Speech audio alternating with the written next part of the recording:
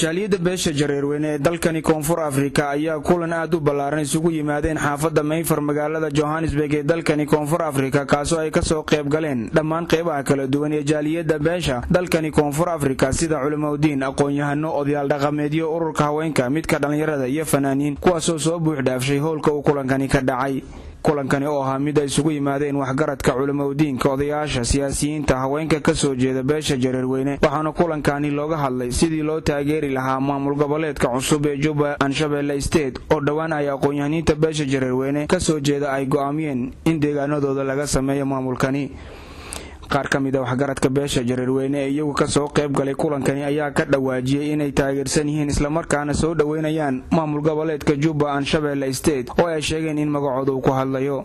waxaana wacdiga kadib furay kulankani suldaanka beesha jareerweyne ee dalkani koonfur Afrika Suldaan Ibraahim Qaxwo kana mid ah guddigii soo qaban qaabiyay kulankani ay beesha isugu yimaadeen kaasoo ay ku taageerayeen maamulkan cusub. waxa uuna hambalyo iyo bogaadin u diray madaxweynaha maamulka Juba and Shabelle State Professor Cabdi Cusmaan Cumar. kadibna waxa uu khudbadiisii diiradda ku saaray sida ay ummaddu ugu baahan tahay horumar loogana baahan yahay maamulka cusub inuu bulshada reer Juba and Shabelle State isagoo markaasi hambalyo iyo dardaaran u soo jeediyay. aad iyo aad u mahadsantiin hadal ahaan muddo sidii hore dadka hore u sheegeen wax badan indhima waqtigeeda kama dhuminayo haddii ilaahay raalli ka dhigo deedeeyo. waxaa sidoo kale kulankani hadallo kooban ka soo jeediyey mas-uul ka socday ururka talada haya ee waddankan koonfur Afrika ANC Sheekh Idris isagoo khudbadiisii uga hadlay wanaagga dowladda iyo nabaddu ay leedahay. waxa uuna Mr. Idris u hambalyo u diray maamulka cusub ee Juba and Shabelle State. intii uu kulankani socday ayaa waxaa hal mar si xamaadeysan kuraastii uga kacay dhammaan dadweynihii ka soo qayb galay kadib markii ay arkeen dhalinyaro Soomaaliyeed oo ku labisan dharka hidaha iyo dhaqanka Soomaaliyeed iyagoo si isku mid ah lugta iskula helayay taasoo ay muusikada ay jaanta la helayeen.